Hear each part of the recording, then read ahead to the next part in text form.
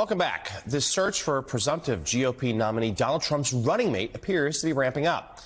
Sources close to the campaign telling NBC News that the list has been narrowed down to 4 contenders: Ohio Senator J.D. Vance, Florida Senator Marco Rubio, North Dakota Governor Doug Burgum, and South Carolina Senator Tim Scott.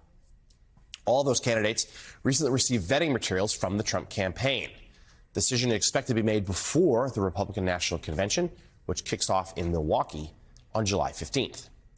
In another Trump-related development, in a newly released campaign video, the former president is doubling down on his claim that if he's reelected, Russian President Vladimir Putin will release imprisoned American journalist Evan Gershkovich.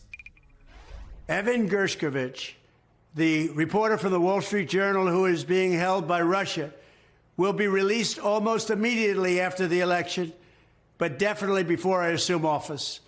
He will be home. He will be safe. Vladimir Putin, president of Russia, will do that for me, and I don't believe he'll do it for anyone else, and we will be paying nothing. Biden likes to pay massive numbers. We will be paying nothing. The 32-year-old Gershkovich has been jailed on espionage charges in Russia since 2023. That accusation has been thoroughly denied by the U.S. government. Joining us now, Pulitzer Prize-winning columnist and associate editor of The Washington Post, as well as an MSNBC political analyst, Eugene Robinson. Eugene, let's start there.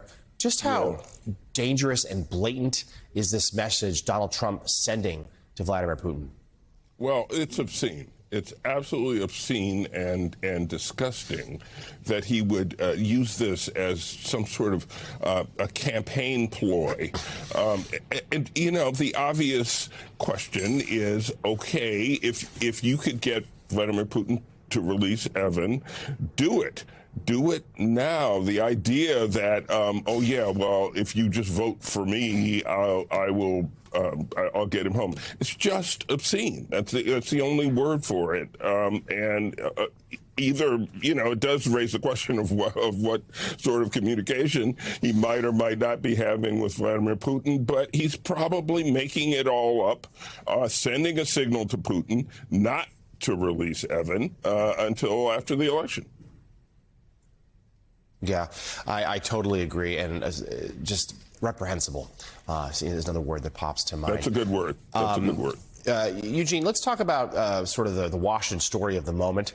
Wall Street Journal had a report yesterday suggesting that behind closed doors in some important meetings, President Joe Biden showing signs of age, some signs of slippage, as they put it. The White House fiercely pushed back, saying that they're pointing to the Republicans quoted, saying there are lots of Democrats out there who say President Biden, sure, he's 81, but he's just fine to do the job. Give us your analysis of this tempest here as it revives a storyline the White House hoped it was behind them. Well, exactly. It brings it back to the fore. And look, you know, I'm not a media critic. I try not to do that. I don't like a lot of navel gazing. But in this case, I will point out that while the story says the reporters did speak with Democrats who somehow shared this idea of Biden slipping. In fact, it does not quote any Democrats by name as saying that. And it fails to quote a number of Democrats who were spoken to by the reporters who said the opposite. So I'm not going to, you know, Wall Street Journal is a great newspaper and it has high standards.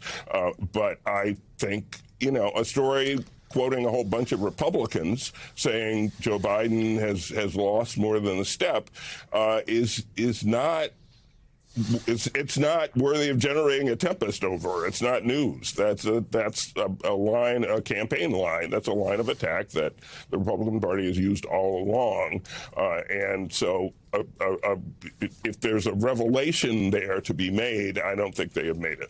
Yeah, I mean, polls suggest, look, that some voters do care about President Biden's age, but also Donald Trump, only a couple years younger. He's got a birthday next week, and we have played time and time again here in the mornings the shines of his. Complete incoherence at times by Trump, and so you could certainly do that sort of story just with publicly available clips of Trump. Yeah, exactly right. Eugene, let's close with your thoughts here on the D-Day anniversary. The sacrifices of 80 years ago, but also how current and important it is now in a Europe that is once again shadowed by war, and President Biden going to stress the need for alliances.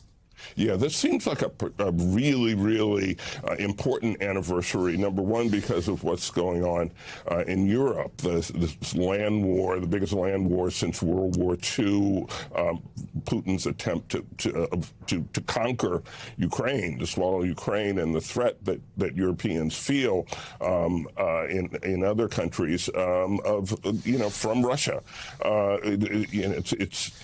That's one moment, and the other thing is what's happening in the United States. This pivotal election we have coming up, the divisions in our country, and what I've been thinking about the last couple of days, and I guess may write about today, is that, the country had divisions before. The country was divided before World War II in a whole lot of ways, and in some of those ways much worse than it's divided now. And we did manage to come together for this incredible achievement of winning the biggest war that there ever was. And so maybe we should just keep everything in perspective. Let's hope you are right. We're looking at live footage there from Normandy, and we will hear from the president a little later this morning. The Washington Post's Eugene Robinson, thank you, my friend, and thanks to all of you for getting up way too early with us on this Thursday morning. Morning Joe starts right now.